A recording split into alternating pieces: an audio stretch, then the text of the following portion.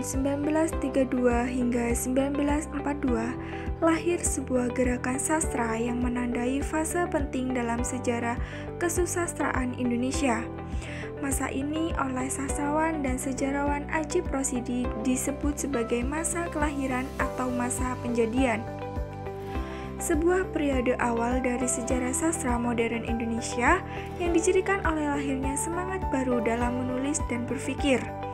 Sebelum tahun 1933, dunia sastra di Hindia Belanda telah diramaikan oleh berbagai majalah seperti Sri Pustaka, Panji Pustaka, dan Jong Sumatera.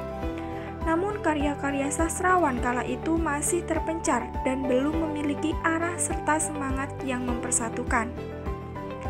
Tahun 1930-an muncul Timbul, majalah awal yang mengawali semangat perubahan. Di tahun 1932, Timbul mulai terbit dalam bahasa Indonesia di bawah redaksi Sanusi Pane sebagai penanda awal pergeseran bahasa dalam dunia sastra. Tahun 1933, tiga tokoh besar Sultan Takdir Ali Zabana, Armin Pane, dan Amir Hamzah mendirikan Pujangga Baru, sebuah majalah kesusastraan yang segera menjadi pusat dari gerakan kebudayaan baru. Di edisi perdananya, majalah ini mendeklarasikan diri sebagai majalah kesusastraan dan bangsa serta kebudayaan umum. Namun semangat mereka terus berkembang.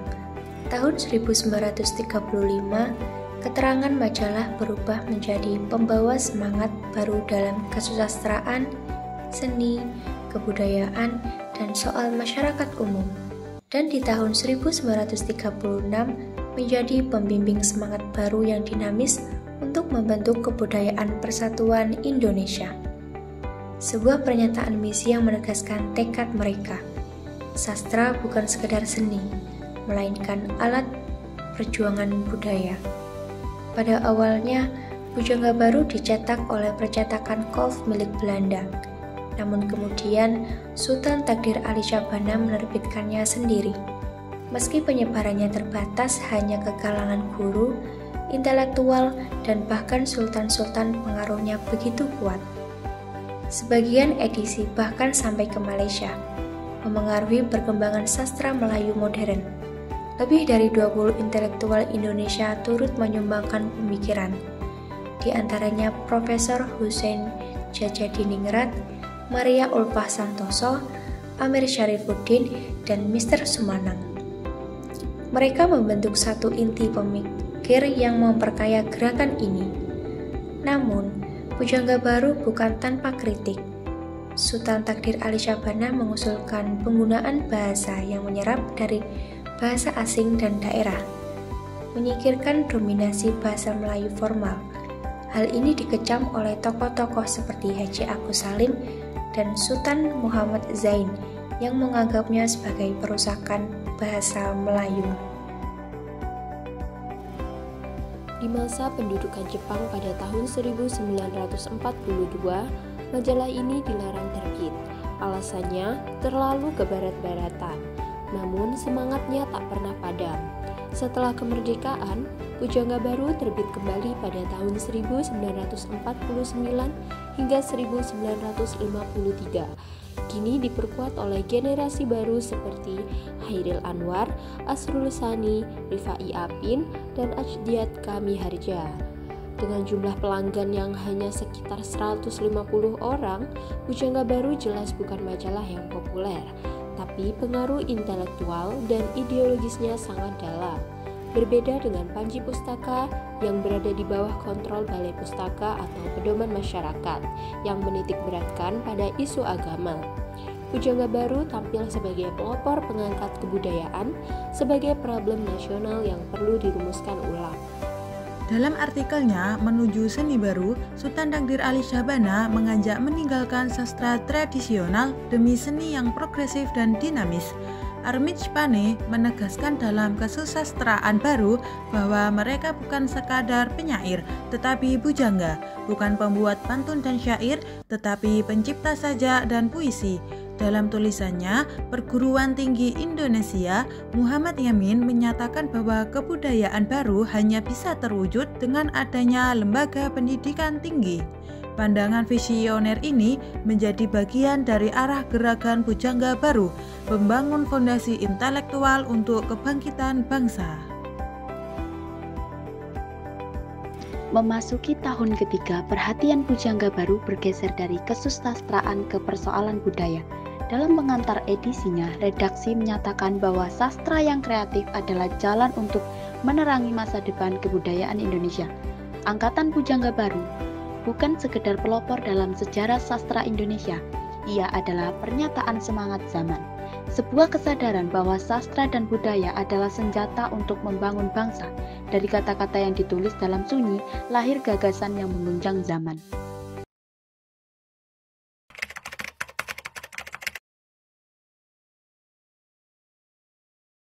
Sultan Takdir Ali Syahbana. Pada tahun 1933, Sultan Takdir Ali Syahbana bersama-sama dengan Amir Hamzah dan Armij Pane mendirikan majalah Pujangga Baru. Majalah Pujangga Baru ini membawa corak pembaruan dalam kesusastraan di Indonesia antara tahun 1930 sampai 1942. STA menjabat sebagai redaktur kepala pada penerbit Balai Pustaka dan pimpinan majalah Panji Pustaka. Pada masa itu, terjadi polemik antara sejumlah tokoh budayawan dan politik Indonesia mengenai kebudayaan. Polemik tersebut kemudian dihimpun dalam buku standar klasik berjudul Polemik Kebudayaan yang disunting oleh Ashidat Kartamiharja.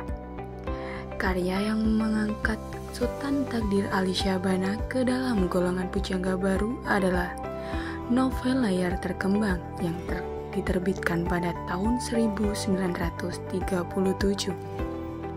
Novel ini dianggap sebagai salah satu karya yang menandai awal dari era Pujangga Baru. Dengan semangat idealis dan kebebasan berpendapat, layar terkembang sendiri mengisahkan tentang perjuangan wanita Indonesia dalam mencapai cita-cita mereka,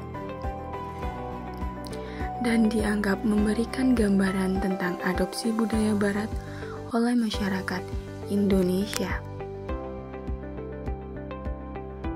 Sanusi Pane. Sanusi Pane dikenal sebagai sastrawan yang berada di perbatasan antara Angkatan Balai Pustaka dan juga Angkatan Pujangga Baru. Karya yang paling sering disebut sebagai kontribusi Sanusi Pane ke dalam Angkatan Pujangga Baru adalah kumpulan puisi Pancaran Cinta 1926 dan drama Manusia Baru 1940. Beberapa ahli juga menyebut karyanya yang lain seperti Prosa Berirama 1926, Puspa Mega 1927, Kumpulan Sajak 1927, dan Madah Kelana 1931 sebagai sumbangsihnya ke dalam Angkatan Pujangga Baru. Selain itu, tulisannya di majalah Panji Pustaka berjudul Lukisan Rumah dan di majalah Gema Suasana berjudul Pelanduk Jenaka Menundukkan Raja Gajah juga turut diperhitungkan. Sanusi Pane dianggap sebagai orang penting ketiga dari golongan Pujangga Baru setelah Sultan Takdir Ali Syahbana dan juga Amir Hamzah. Karyanya yang mengangkat tema emansipasi wanita dan kebudayaan baru hasil sintesa budaya Barat dan juga Timur seperti Manusia Baru menjadi ciri khas Angkatan Pujangga Baru. Armin Pane dari tahun 1908 hingga 1970 adalah sastrawan Indonesia terkenal dan salah satu pendiri majalah Pujangga Baru. Ia dikenal sebagai pengarang yang berpendirian kokoh dan karya-karyanya beragam, mulai dari novel, drama, puisi, cerpen hingga esai. Beberapa karya terkenal Armin Pane antara lain novel Belenggu tahun 1938 dan drama Jinak-Jinak Merpati tahun 1953.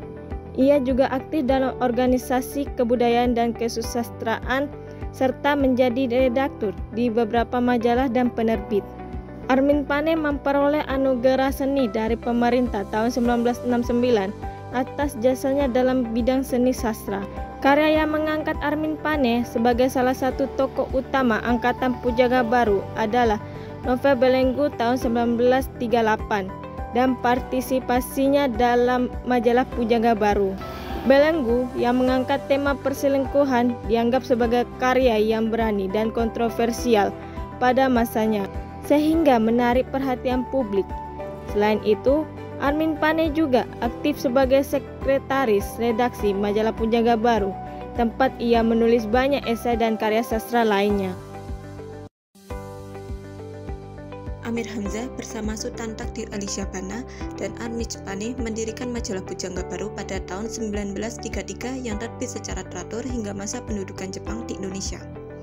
Kumpulan puisi Amir Hamzah, terutama Nyanyi Sunyi yang terbit pada 1937 dan Buah Rindu pada 1941 adalah karya-karya yang mengangkat namanya menjadi salah satu sastrawan paling penting dalam angkatan Pujangga Baru. H.B. Jasin bahkan menyebutnya sebagai raja penyair Pujangga Baru. Selain puisi, Amir Hamzah juga dikenal karena terjemahannya, seperti Bhagavad Gita pada 1933 dan Setanggi Timur pada 1939. Karya-karya Erni serta keterlibatannya dalam majalah Pujangga Baru membantu membentuk citra Amir Hamzah sebagai tokoh penting dalam angkatan Pujangga Baru. Secara keseluruhan, kontribusi Amir Hamzah dalam kesusastraan Indonesia mencakup berbagai aspek, mulai dari puisi, terjemahan, hingga artikel dan cerita pendek.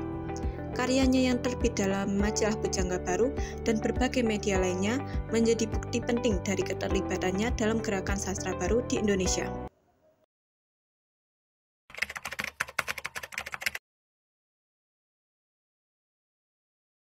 Meskipun Pujangga Baru dihentikan pada tahun 1942 akibat pendudukan Jepang, warisan pemikiran dan karya sastrawan Pujangga Baru tetap hidup dan berpengaruh dalam perkembangan sastra Indonesia modern. Mereka meletakkan dasar bagi sastra yang bebas, kritis, dan juga berjiwa nasional. Pengaruh semangat dan gagasan yang ditawarkan, terutama oleh Ali Syahbana, berhasil menginspirasi banyak penulis untuk menciptakan karya-karya yang mencerminkan semangat kebudayaan baru.